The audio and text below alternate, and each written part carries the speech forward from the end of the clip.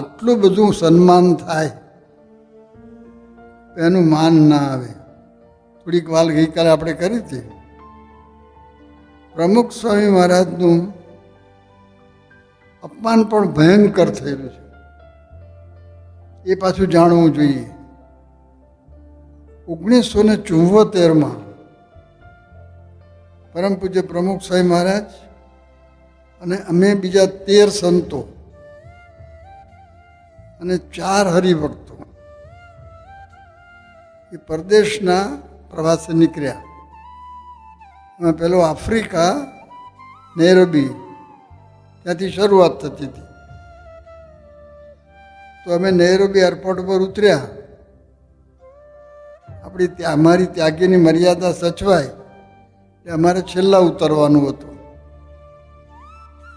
એટલે અમે ઉતરવાની તૈયારી કરતા હતા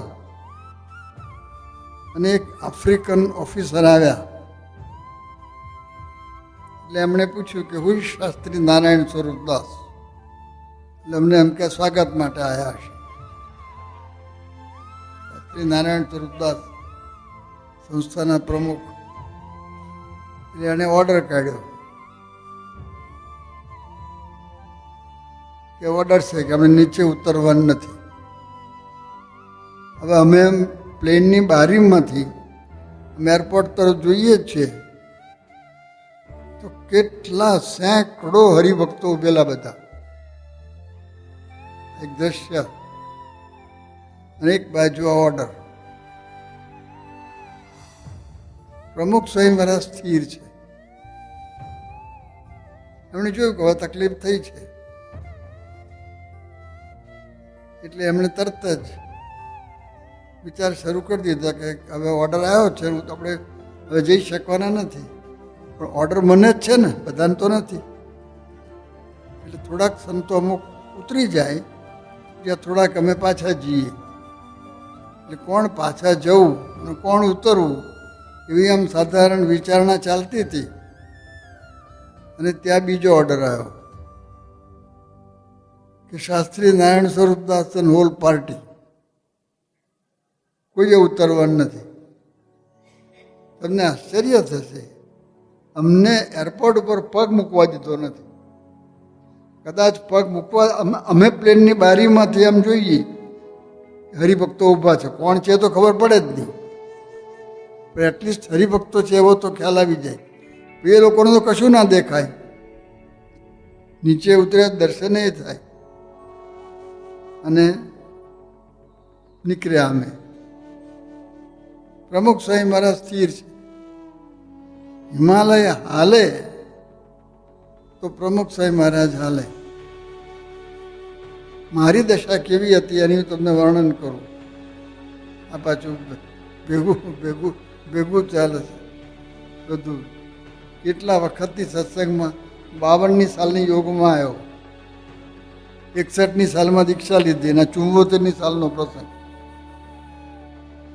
તે 21 વર્ષના સત્સંગ પછી મનની સ્થિતિ કેવી થાય એ જોવાની વાત છે. આપણે સત્સંગ કરીએ છીએ, કંઠી તો પહેરી જ છે, અને 61માં તો દીક્ષા લીધી છે અને 74ની સાલ છે, તો 13 વર્ષ તો ભગવાન રહ્યા છીએ. અંદરનો સુધારો આજે લાગવાનું કે આવા પ્રસંગે ખબર પડે ને. મારી દશા કેવી હતી કે ઉતરેલી કઢી હોય, કઢી સામાન્ય નહીં, ઉતરેલી કઢી એને પીવે જે દશા થાય, જે કંટાળો આવે એટલી મૂંઝવણ હતી. હવે જો મને તો કોઈ ઓળખતું નથી, ધારો કે ચર્ચા કોઈ કરે તો કે પ્રમુખ સ્વામી, પ્રમુખ જોડે કોણે કહ્યું છે, પબ્લિકને ક્યાં ખબર છે, પણ છાપામાં આવે તો છાપામાં કોણ નામ આવે? પ્રમુખ સ્વામી એકલાનું જ આવે કે પ્રમુખ સ્વામી અને સંતો. કોણ સંતો એવું તો કે બધું લખતા નથી ડિટેલમાં. મુખ્ય એમનું જ લખાય, ફોટો એમનો આવે, પણ એ સ્થિર છે. તો આ જે સદગુણ સાગર, આ બધી વાત આપણે કરીએ જ છીએ, પણ મૂળ વાત નિર્માનીપણું છે. અપમાન પણ આ રીતે થયું છે. બીજા પણ એવા થોડાક પ્રસંગો બનેલા છે. દરેક પ્રસંગમાં હું હાજર નથી, કેટલાક વાંચવામાં આવે છે. અને સન્માન પણ થયું છે. બંનેમાં એકતા રાખવી. સમત્વમ યોગ ઉચ્યતે. શ્રીમદ ભગવદ્ ગીતામાં યોગ જેણે સિદ્ધ કર્યો છે એની એક વ્યાખ્યા આ કરી છે, સમત્વમ, કે માન થાય કે અપમાન થાય, સુખ થાય કે દુઃખ થાય, હાર થાય કે વિજય થાય, નાના હોય કે મોટા હોય, ગરીબ હોય કે તવંગર હોય, ભણેલા હોય કે અભણ હોય, રોડપતિ હોય કે રાષ્ટ્રપતિ હોય, દરેકમાં સમતા. રહેવું અઘરું છે. તો પ્રમુખ સ્વામી મહારાજ અમારે પાછું જવાનું થયું. પ્રમુખ સ્વામી મહારાજ સ્થિર છે. પછી અમે મુંબઈ ઉતર્યા અને મંદિરે ગયા. તો પ્રમુખ સ્વામી મહારાજે ઠાકોરજીને લગભગ 15 દંડવત કર્યા. સામાન્ય રીતે આમ 5 કરે, પણ 15 કર્યા. એટલે બધા પછી સંતોએ કોઈ પૂછ્યું, 15 દંડવત, કે આપણે ઠાકોરજીનો અપરાધ થઈ ગયો. કે અપરાધ શું થયો? કે ઠાકોરજી ભૂખ્યા રહ્યા. પેલા ગણતરી એવી હતી ને કે ત્યાં ઉતરશું એટલે ત્યાં સીધું આપણે જઈશું ને ત્યાં થાર તૈયાર છે. આ પાછું થવાનું થયું. એટલે સાથે કશું હતું જ નહીં, કશું જ નહોતું, એવું રાખેલું જ નહીં કશું. પણ કે આપનો અપરાધ ક્યાં થયો છે? કે આપણો જ અપરાધ કહેવાય. અને તરત જ પછી ત્યાં રાત્રે એમને પહેલો વિચાર એ આવ્યો કે હમણાં જ પૂરી અને સૂકી ભાજી એટલું બનાવી દો, બીજું બધું એકદમ ના બનાવાય, પણ ઠાકોરજીને થાર ધરવા. તો ભગવાનને આગળ રાખ્યા છે. આટલું બધું થાય છે. પણ તો માનના પણ પ્રસંગો બન્યા છે, અપમાનના પણ પ્રસંગો બન્યા છે. તો માન થયું છે એમ પહેલી સુવર્ણ તુલા થઈ. એ ઘણા બધા ઘણી રીતે તમે વિડીયોને બધું જોયું હશે. આ પૃથ્વી ઉપર સુવર્ણ તુલા થઈ હોય એવા કેટલા માણસોનું લિસ્ટ કરો. બહુ આંગળીને વેડે ગણા એટલા નીકળે, પણ સુવર્ણ તુલા થઈ છે.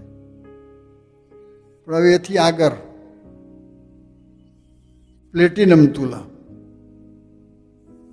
પ્લેટિનમ છે ને સુવર્ણ કરતાં મોંઘું છે. તે પ્લેટિનમ તુલા, રીતસર પ્લેટિનમમાં ખાલી શબ્દ નહીં, પ્લેટિનમથી જ તુલા કરેલી.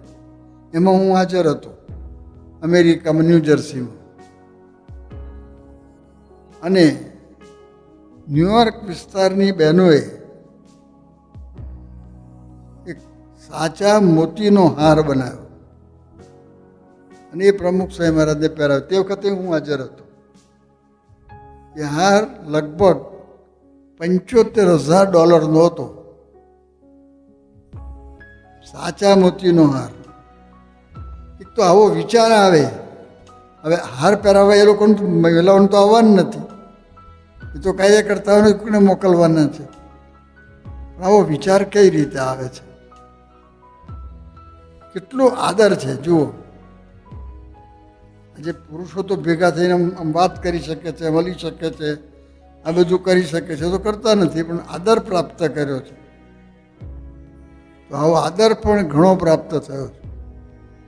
અને ત્યાર પછી રીતસર હીરાથી તોલવાનું આયોજન થયેલું, પણ પ્રમુખ સ્વામીએ બંધ કરાવ્યું હતું. તો માન અપમાનમાં એકતા.